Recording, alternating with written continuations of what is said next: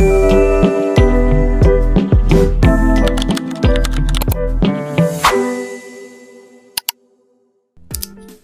guys! So we are now on Vlogmas Day 5 na. So 5 days, 20 more days to go.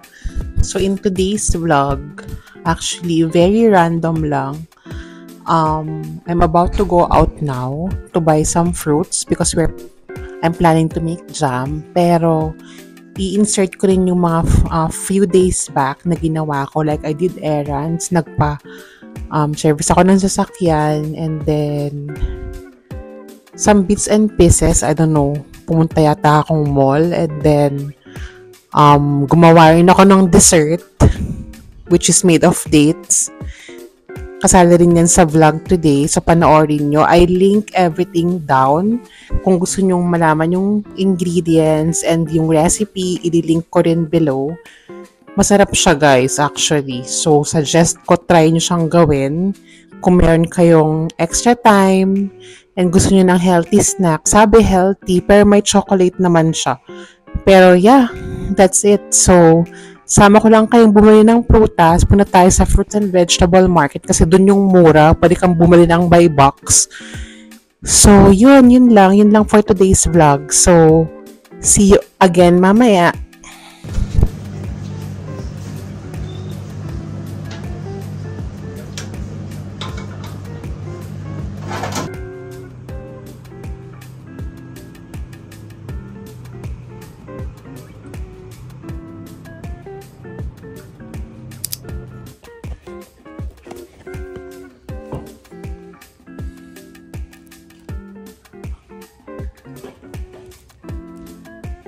Guys, hello. So, sa vlog ngayon, actually, nakita ko lang to sa TikTok. Para siyang dessert.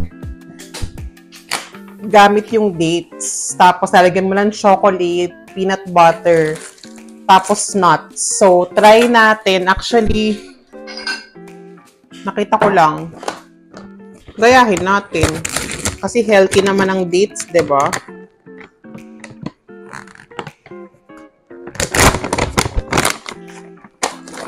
So, ang nakalagay doon, i-cut yung dates sa gitna, tapos kailangang i-flatten. Hindi ko lang sure kung gaano kadaming dates ang kailangan. Pero try natin. Tapos meron na ako ditong peanut butter at saka chocolate. Tapos yung nuts, kailangan ko lang siyang dikdikin. Sabi, i-cut daw sa gitna. So para matanggal siguro yung buto. Tanggalin natin yung buto. Ganyan siya, naka-elera.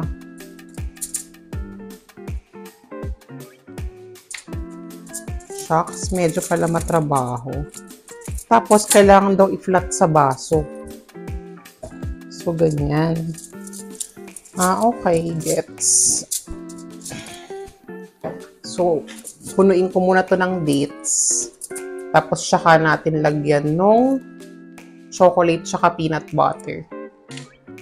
Kasi actually, nagluto ako ng dinner, pero nilagang baka and pinapakuluan ko pa yung beef. Siguro mga 40 minutes pa yan. So, while waiting, gawin ko na to. Diba? Para multitasking. Pero nakaka-excite. Wala lang. Kasi parang healthy snack daw siya. Hindi naman siya super healthy kasi nga may chocolate. But at least, alam mo yun, gawa mo sa bahay. So, walang preservants. Na unlike sa mga shops. I don't know. Pero at least, try natin.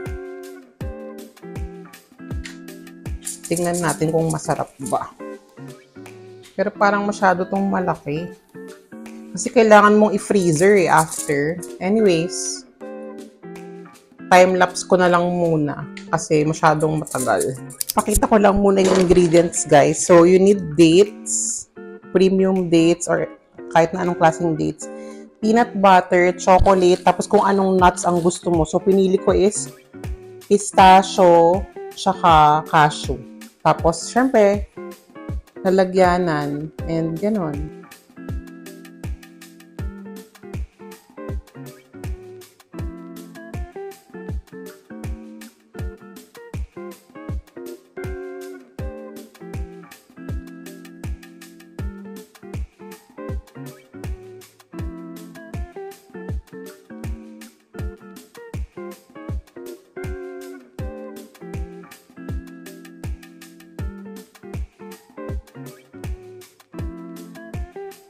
Guys, so na-flat ko na lahat ng dates. So, time to put the... Paano ko mapapakita? Wait lang. Ayan, ganito na lang. Para makita.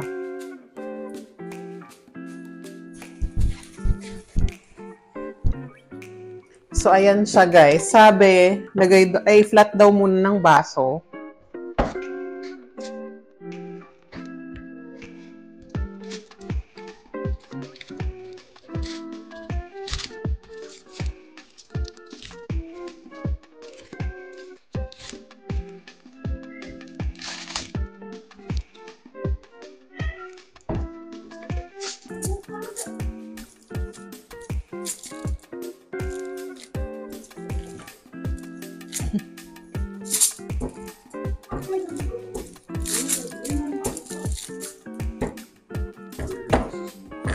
Yan, I think flat naman na siya.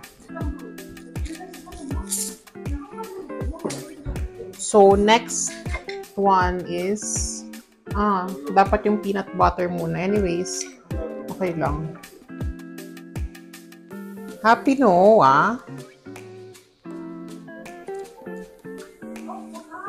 And then next, chocolates.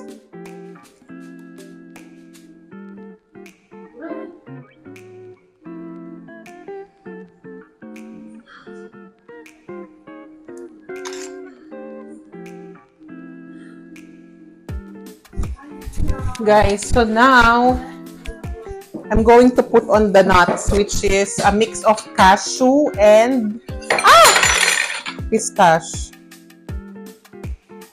Ayan.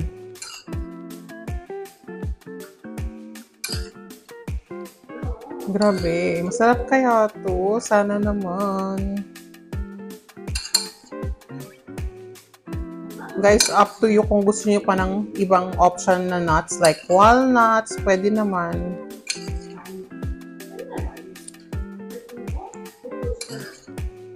Pero for me, fave ko talaga ang cashew at saka pistachio. So, yun yung binili ko. Sabi, healthy daw to. Healthy snack. So, try natin kung masarap ba. So guys, eto na yung finished product. Charan! So kailangan lang natin tong i-freezer ng 1 hour tapos pa din natin i-try.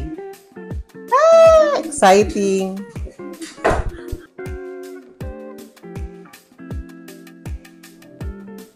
Then, dahil gusto ko nang kumain.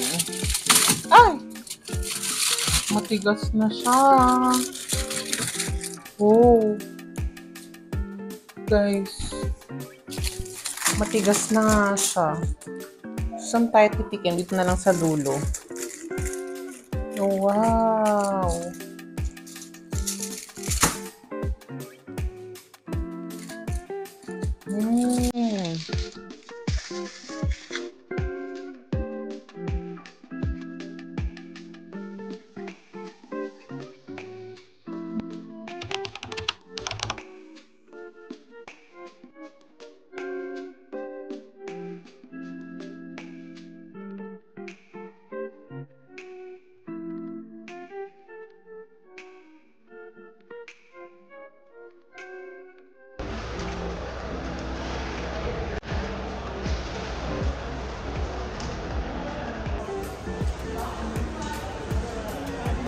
It's like this.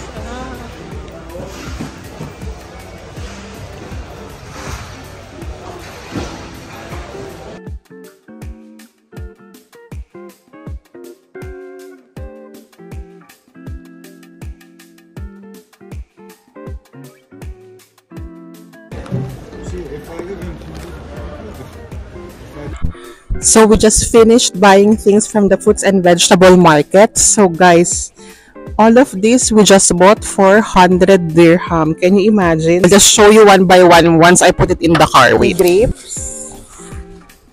I forgot the price. I will not tell you the price anymore, but all of this will be all 100 dirham. This is the beets. And then these are peaches.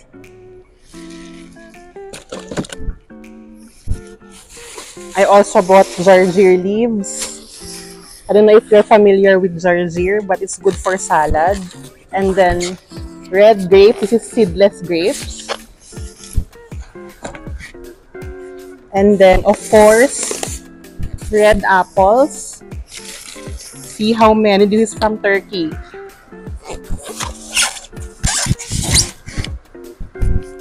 And then black plum, and then there is avocado also inside, 2 avocado.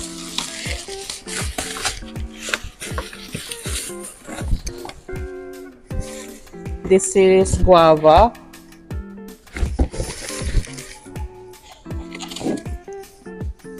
And then lastly, this is eggplants to make pickles. Wait, I'll show you. Here, pickles made grown here in the UAE. So this is fresh. So yeah, that's it, guys. All for 100 dirham. It's too much convenient, affordable. So yeah, if you plan to buy things, you can come here. It's in Ras Al Khor. So that's it.